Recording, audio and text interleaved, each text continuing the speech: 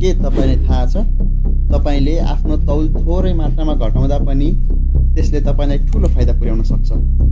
विभिन्न घातक रोगहरू लाग्नबाट र यदि लागिहाल्यो भने त्यसको दुष्परिणामबाट बचाउन अचूक उपाय बन्न सक्छ। आउनुहोस् आजको यस भिडियोमा तथ्यप्रद हेल्थ अवेरनेसको बारेमा कुरा गरौँ। सबैभन्दा पहिले आफूमा मोटोपना रहे नरहेको कसरी थाहा पाउने त? मोटोपना पत्ता लगाउने थुप्रै तरिकाहरू छन्, तर धेरै प्रचलित र सजिलो तरिका हो BMI अर्थात् बडी मास इन्डेक्स पत्ता लगाउने। WHO ले हामी एसियनहरूका लागि छुट्टै BMI को रेन्ज बनाएको छ, किनभने हामी एसियनहरू जेनेटिकल्ली अथवा जैविक रूपमा नै मोटोपनाको उच्च जोखिममा छौँ, जसकारण हामीहरूको BMI को रेन्ज विश्वका अरू पपुलेसनभन्दा कम छ। BMI पत्ता लगाउने सूत्र एकदम सजिलो छ।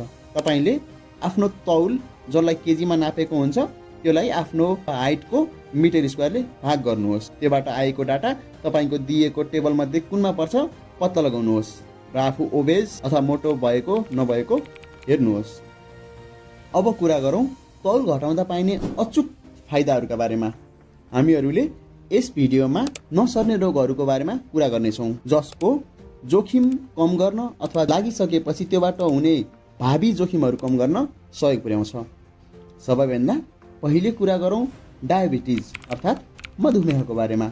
यो रोगमा हाम्रो शरीरमा इन्सुलिनको मात्रा कम हुन्छ र रगतमा ग्लुकोजको मात्रा बढ्छ।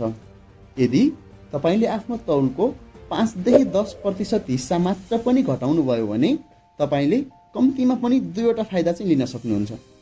पहिलो छ तपाईको फास्टिङ ब्लड ग्लुकोज 30 देखि 35% ले घट्छ र यदि तपाईलाई डायबिटिज छैन भने भविष्यमा तपाईलाई हुने डायबिटिजको जोखिमलाई 30 देखि 50% ले घटाउँछ। अर्को छ उच्च रक्तचाप अथवा हाई ब्लड प्रेसर।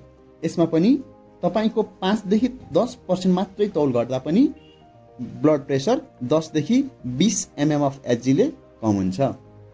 त्यसैगरी मुटुको रोगहरू। मोटोपना र मुटुको रोगहरूको एकदमै नजिकको सम्बन्ध रहेको हुन्छ, तसर्थ 5 देखि 10% को तौल घट्दा कम्तीमा पनि 20 देखि 32% सम्म मुटु रोगका कारण हुने मृत्युलाई कम गर्न सकिन्छ।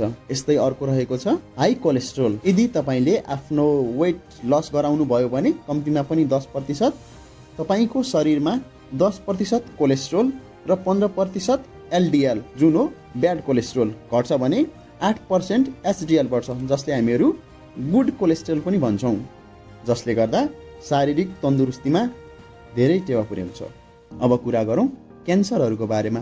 थुप्रै क्यान्सरहरूमा तपाईँ आफ्नो 5 देखि 10% वेट लुज गर्दा पनि 10 देखि 30% रिस्कलाई कम गर्न सक्नुहुन्छ।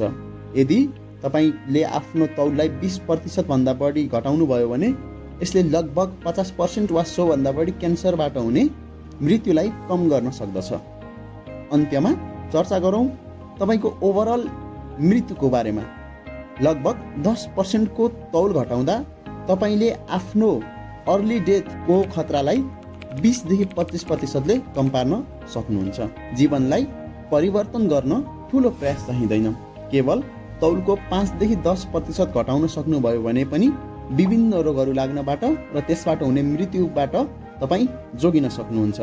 तपाईको प्रत्येक सानो कदम जस्तै नियमित हिँड्ने, सजिलो व्यायाम गर्ने र स्वस्थ खानपानको बानी बसाल्ने गर्नाले भोलिको जीवन सुरक्षित, स्वस्थ र दीर्घायु बन्न सक्छ। आजैबाट सुरु गर्नुहोस्, किनकि स्वास्थ्य नै सम्पत्ति हो।